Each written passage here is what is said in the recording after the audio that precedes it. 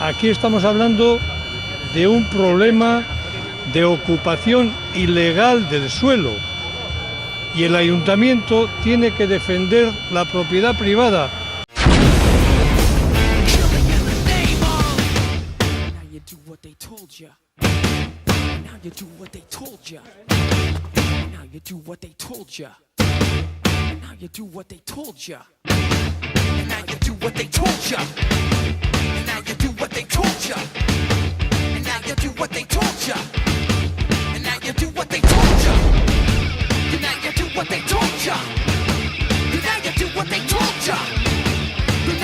What they told ya.